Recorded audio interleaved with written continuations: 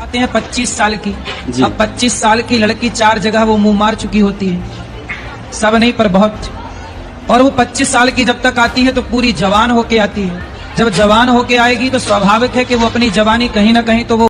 जय हिंद, मैं साकिब साहबी। महिलाओं के बारे में गंदी सोच रखने वाला पाखंडी बाबा, इसके बारे में समाज को जागरूक करना बहुत ज़रूरी है। इसकी सच्चाई समाज के सामने लाना बहुत ही ज़रूरी है। ये कोई आचार्य वाचार्य नहीं है, बल्कि आचार्य के पीछे छुपा हुआ एक गुंडा, मवाली, एक नंबर का लुच्चा और लफंगा है। ये महिलाओं के बारे में इतनी गंदी सोच रखता है, जिसके बाद इसे आचार्य कहने पर भी शर्म आती है। इस नाली के कीड़े की हिम्मत तो देखिए। महिलाओं के बारे में ऐसी सोच रखता है। ये कहता है कि 25 साल के बाद जिन स्त्रियों का विवाह होता है वो स्त्रियां 4 से 5 जगह मुंह मारने के बाद आती हैं। आते हैं 25 साल की। अब 25 साल की लड़की 4 जगह वो मुंह मार चुकी होती है, सब नहीं पर बहुत। और वो 25 साल की जब तक आती है तो पूरी जवान होके आती है। जब जवान होके आएगी तो स्वाभाविक है कि वो अपनी जवानी कहीं ना कहीं तो वो। अबे तूने क्या पीएचडी कर रखी है कि महिलाएं कब जवान होती हैं? मेरे भाइयों, आपकी बहनें अगर इस बाबा के सामने जाती होंगी तो किस तरीके से उस पर नजर रखता होगा, आप इसकी बातों से अंदाजा लगा सकते हैं। और जो लड़कियां अपनी पसंद की शादी करती हैं उन्हें ये वैश्या कहता है। इस लफंगे के बारे में तो अभी हम समझते हैं, लेकिन इतना जरूर आप जान लीजिए कि अगर ये लफंगा, गुंडा, मवाली किसी दूसरे देश में होता तो पुलिस वाले इसे घसीटते हुए ले जाते और अच्छी से मेहमान नवाजी करते, जिसके बाद इसका चेहरा पहचानने लायक नहीं रह जाता। इससे बढ़कर एक मवाली, गुंडे, बेवड़े ऐसी सोच नहीं रखते होंगे जैसी सोच ये गंदी नाली का कीड़ा अपने दिमाग में रखता है।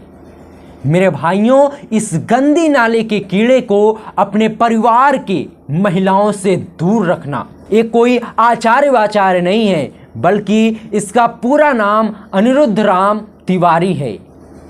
ये दलितों को शूद्र कहता है और कहता है कि ब्राह्मण जन्म से ही श्रेष्ठ थे और श्रेष्ठ रहेंगे। सुअर से कभी शेर पैदा हो सकता?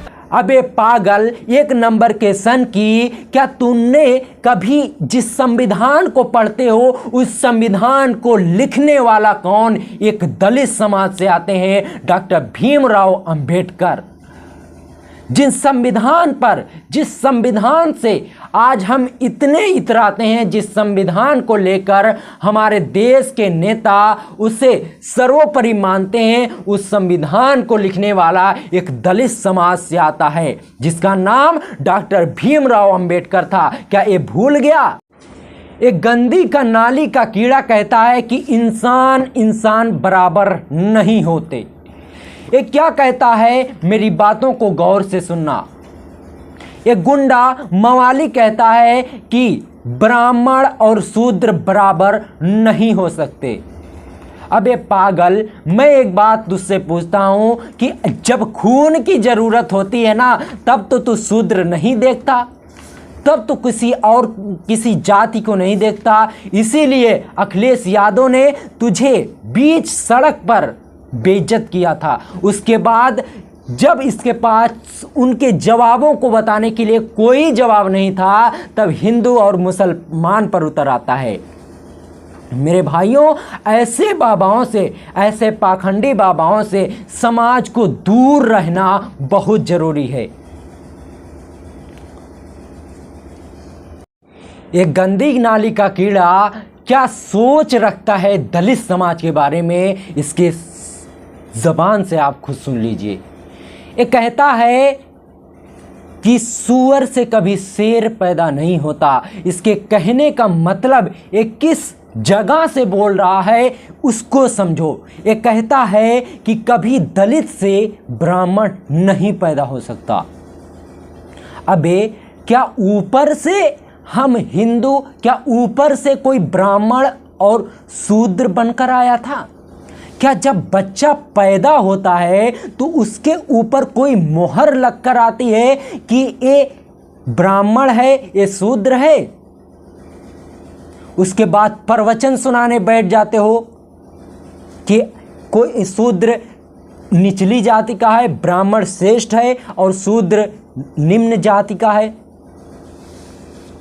इन सब लोगों पर एक कार्रवाई होनी चाहिए समाज को गुमराह करने की।